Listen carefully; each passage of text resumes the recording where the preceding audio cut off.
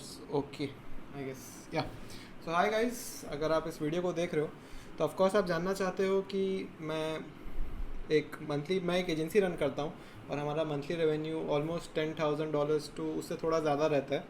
तो आप जानना चाहते हो कि मैं एजेंसी रन कैसा करता हूँ, और अगर आप ऐसा कुछ शुरू करना चाहते हो, इंडिया से हो, तो आप कैसे शुरू कर सकते हो। आप कोई भी कॉलेज से हो सकते हो, Tier 2 Tier 3, ऐसी कोई लिमिटेशन नहीं है इसमें, क्योंकि कोई भी आपके कॉलेज देख के आपको जज नहीं करेगा इस पर। तो शुरू करते हैं।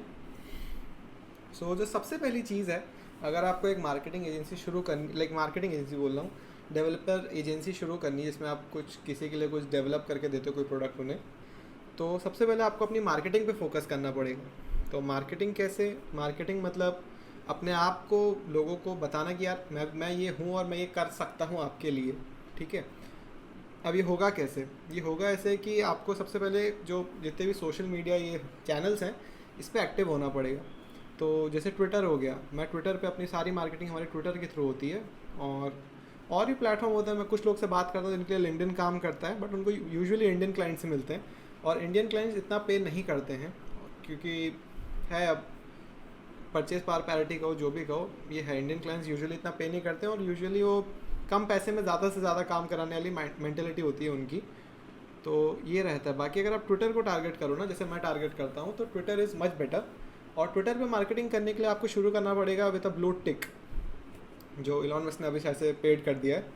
तो वो शायद से 400-500 पर मंथ का उसका प्लान होता है, और एनुअल प्लान भी आप ले सकते हो। तो ब्लू टिक लेना क्यों ज़रूरी है? कि ये एक इंडिकेशन जाता है कि हाँ भाई, ये बंदा पहला तो वेरीफाइड है, और दूसरा ये सीरियस है अपने बिजनेस को लेके। अगर मेरे पास ऑप्शन होगा कि 2 डेवलपर हैं, एक के पास ब्लू टिक है, एक के पास नहीं है, तो मैं ऑफकोर्स वेरीफाइड वाले बंदे के पास जाना चाहूँगा कि एटलीस्ट भाई ये पैसा लेके गायब तो नहीं होगा, ठीक है। और आपको थोड़ा चीज़ें ट्वीट करनी पड़ेंगी, ऐसा डेड प्रोफाइल नहीं से, ब्लू टिक मार्क लेने से नहीं होगा। आपको कुछ कुछ चीज़ें अच्छी अपने प्रोडक्ट, अपनी नीश के रिलेटेड डालती रहनी पड़ेंगी, ताकि लोगों को दिखता रहे कि हाँ भाई ये बंदा है। तो सबसे पहली चीज़ होगी खुद को मार्केट करना। ट्विटर, लिंक्डइन, आप इन दोनों के यूज़ कर सकते हो, ये बेस्ट है।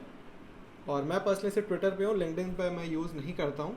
और तो पहला पॉइंट हो गया मार्केट योरसेल्फ। दूसरा है एक टेक स्टैक को सिलेक्ट करना, उसे मास्टर करना।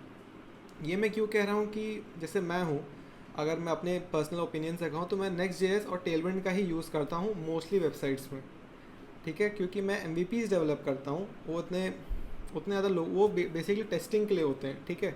वो उतने ज़्यादा लोग उन्हें यूज़ नहीं करने वाले, उतना ज़्यादा उन पर कोई लोड नहीं आने वाला है।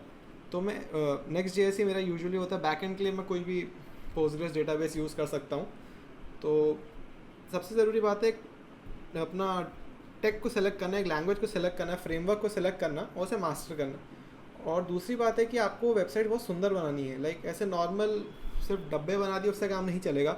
जितनी वेबसाइट सुंदर होगी ना, उतनी चीज़ें वो बिकती है। अगर कोई भी चीज़ सुंदर होती है ना, तो सबको पसंद आती है, ऐसा कोई इसमें खराबी नहीं निकालेगा।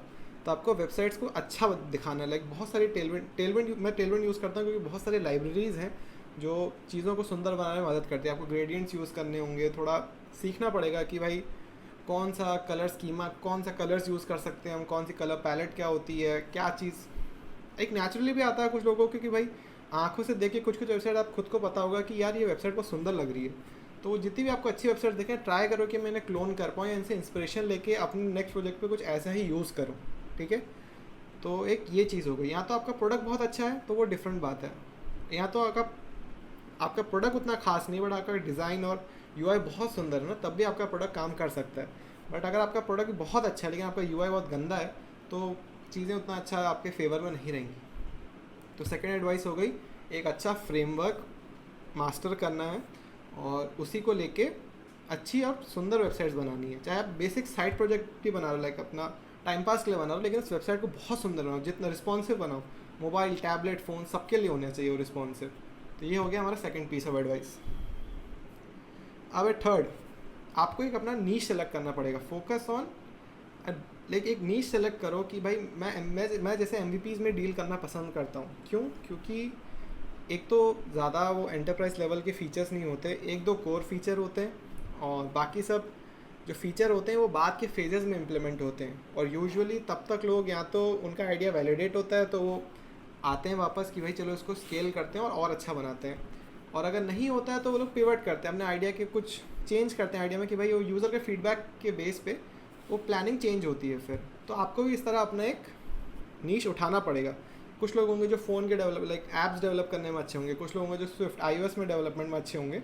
तो आपको अपना एक नीश उठाना पड़ेगा, उसके हिसाब से कुछ लोग वर्डप्रेस अच्छा करते होंगे तो उसके हिसाब से आपको फिर अपना मार्केटिंग करनी पड़ेगी कि हाँ भाई मैं वर्डप्रेस डेवलपर हूँ, मैं फ्रेमर अच्छा करता हूँ, मैं डिज़ाइनर बहुत अच्छा हूँ। तो इस हिसाब से आपको अपनी एक नीश सेलेक्ट करनी होगी और आपका कंटेंट जो होगा जो ट्विटर पे जाएगा वो उसके अराउंड ही रिवॉल्व होना चाहिए। वो आप कुछ फालतू फलाना ढिमकाना मजाक मस्ती पोस्ट नहीं कर सकते ट्विटर पे, सीरियस स्टफ ही पोस्ट होगा आपके अकाउंट से, क्योंकि वो एक तरह का आपका भाई उससे आपका रोज़ी रोटी चलने वाला सीन हो गया। तो उस पर फालतू बातें बिल्कुल पोस्ट नहीं होंगी। अच्छा कंटेंट, रिलेटेबल कंटेंट अलग बात है, लाइक किसी भी फालतू चीज़ें उस पर पोस्ट नहीं होगी। मेरा कहने का मतलब आप समझ गए होंगे। चौथा है कम्युनिटीज़ को यूज़ करना। मैंने बिल्ड इन पब्लिक करके बहुत ही ट्विटर पे एक्टिव कम्युनिटी है, उसका यूज़ किया। उसके बाद एक स्टार्टअप कम्युनिटी है ट्विटर पे, मैंने उसका यूज़ किया। काफ़ी दोनों बहुत अच्छी एक्टिव कम्युनिटीज़ हैं, बहुत उससे लोग भी बहुत अच्छे हैं।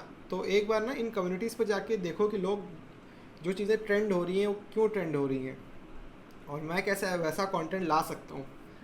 तो बिल्ड इन पब्लिक एक कम्युनिटी होगी ट्विटर पे, और स्टार्टअप कम्युनिटी होगी, बहुत सारी कम्युनिटी हैं। एक वेब डेवलपर्स की है, UI UX वालों की है।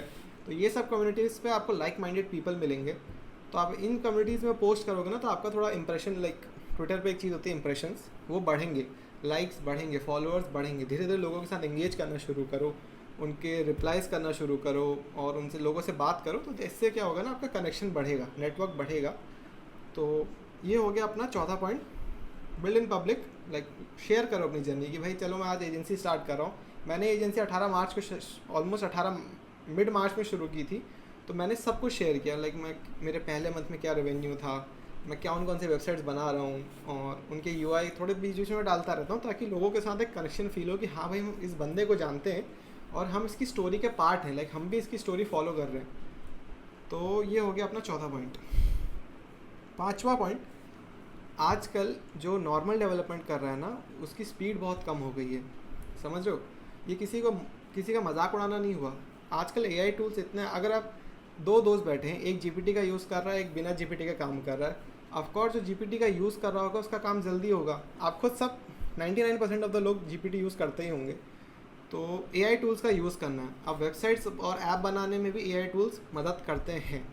बहुत सारे AI टूल्स हो गए जिनके ऊपर मैं और वीडियो निकालूंगा कि कौन कौन से AI टूल्स मैं यूज़ करता हूँ। बट मैं कुछ टूल्स का नाम ले लेता हूँ जिनका नाम है, जैसे V0 हो गया जो कि वर्सल का है। ऑफकोर्स वो Next.js और टेलेंट में ज़्यादा अच्छा है। लवेबल हो गया, लवेबल Next.js का कोड नहीं देता, लवेबल React का कोड देता है। तो ऐसे करके आपको टूल्स ढूंढने पड़ेंगे। और भी टूल्स हो गए, बोल्ट हो गया, बोल्ट भी बहुत अच्छी वेबसाइट बनाता है। कर्सर हो गया जो कि ID है। तो VS कोड हो तो VS कोड से कर्सर पे शिफ्ट करो। कर्सर शायद से इंडिया में स्टूडेंट्स के लिए फ्री था बट अब उन्होंने हटा दिया, तो उसका रीज़न नहीं पता मुझे। तो ये हो गया। पांचवा पॉइंट है कि AI टूल्स का यूज़ करना है। बिना AI टूल्स के नॉर्मल डेवलपमेंट अब नहीं है। अगर आपको जल्दी पेस पकड़नी है आपको टूल्स यूज़ करने पड़ेंगे जो पूरी दुनिया में कर रहे हैं, नहीं तो आप पीछे छूट जाओगे। ठीक है, ये हो गया पांचवा पॉइंट। छठा पॉइंट हो गया, ये छठा पॉइंट कुछ लोगों के रिलेटेबल नहीं होगा बट मेरा काम है बताना। अब क्या होता है ना, जैसे जैसे आप ग्रो करते हो तो आपको काम डेलीगेट करना पड़ेगा, क्योंकि भाई इंसान ही हो, दिन में 24 घंटे हैं, लगातार काम आप कर नहीं सकते हो। ठीक है, स्टार्टिंग में हसल करना अलग बात होगी, लेकिन अगर आपको एजेंसी को ग्रो करना है ना तो आपको बंदों को और लोगों को हायर करना पड़ेगा, not as a full time, freelance में। कि भाई चलो सपोज आपका कोई जानने वाला हो गया या फिर आप कोई फ्रीलांसिंग वाली वेबसाइट पे गए, आपने देखा कि कुछ डेवलपर्स काम अच्छा पोस्ट कर रहे हैं, फिर बिल्ड इन पब्लिक में आपने किसी डेवलपर को देखा कि हाँ भाई बहुत अच्छा काम कर रहा है, डिज़ाइनर है, बहुत अच्छा काम कर रहा है, तो आप उसे बोल सकते हो कि यार मेरे पास एक प्रोजेक्ट है, मैं तुझे इतना इतना पैसा दूंगा, क्या तू हेल्प करेगा। तो ऑफकोर्स बहुत लोग मिल जाते हैं ऐसे इंडिया में। आप लिंक्डइन में पोस्ट कर सकते हो कि ये कॉन्ट्रैक्ट बेसिस का रोल है, तो आप करना चाहोगे क्या। बहुत एप्लीकेशंस आएंगे, आपको ढूंढना मुश्किल हो जाएगा कि मैं हायर किसे करूँ। तो एजेंसी को ग्रो करना है तो आगे जाके काम डेलीगेट करना ही पड़ेगा, आप सब नहीं कर सकते हो। तो ये है हमारा छठा और लास्ट पॉइंट। और तो बस हो गया। और छठे पॉइंट में और ऐड कर सकते हैं कि कई एजेंसीज़ क्या करती है ना, जैसे जो बड़ी एजेंसीज़ होती हैं, मैं बड़ी एजेंसी का पार्ट नहीं हूँ, और बहुत लोग ऐसे लोग हैं जो इसमें महीने का 20-22 लाख रुपए भी कमा रहे हैं, लाइक वो 30-40 हज़ार डॉलर वाले भी लोग हैं। तो ये क्या करते हैं ना, जो वो एजेंसी से बाहर की होती हैं, वो कभी कभार क्या करती हैं, उन्होंने प्रोजेक्ट उठाया, वो बीच के मिडलमैन बन गए, उन्होंने कोई इंडिया या थर्ड वर्ल्ड कंट्री वाली कोई भी एजेंसी उठाई, उनको प्रोडक्ट दे दिया कि भाई तुम ये बनाओ, हम तुम्हें इसका ये पैसा देंगे। अब क्या हुआ कि सामने वाला उन्हें दे रहा 10,000, बीच में वो 5,000 खा रहे हैं, इंडिया में दे रहे हो 5,000, इंडिया में 5,000 ऑलमोस्ट 4 लाख रुपए हुआ, और 4 लाख रुपए इंडिया में बहुत बड़ा अमाउंट होता है। बहुत लोग इसमें अच्छी वेबसाइट बनाने को राज़ी होते हैं। तो अदर फ्रीलांस एजेंसी के साथ आप कोलैबोरेट भी कर सकते हो स्टार्टिंग में, क्योंकि इसमें कोई बुरी बात नहीं है, कोई आपको पैसा दे रहा है, बहुत अच्छी बात है। तो ये हो गया। अब ये पॉइंट समराइज़ करते हैं कि मैंने एजेंसी कैसे स्टार्ट की, मैं क्या स्टेप्स एक्टिवली यूज़ करता हूँ। अगर आपको और भी कुछ डाउट हुआ तो मेरा ट्विटर हमेशा खुला है, मैं अपना एक्स का हैंडल नीचे दे दूँगा, आप कभी भी आके उसमें कोई भी डाउट पूछ सकते हो। और बाकी तो सब ठीक ही है। और आगे आपको कौन से वीडियोस चाहिए, कैसे वीडियोस चाहिए, क्या जानना है एजेंसी के बारे में, वो ज़रूर बताते हो जाना कमेंट्स में, या ट्विटर के डीएम पे आ जाना, कहीं भी सब अवेलेबल है। और बाकी तो कुछ नहीं, सब बढ़िया। चलो बाय।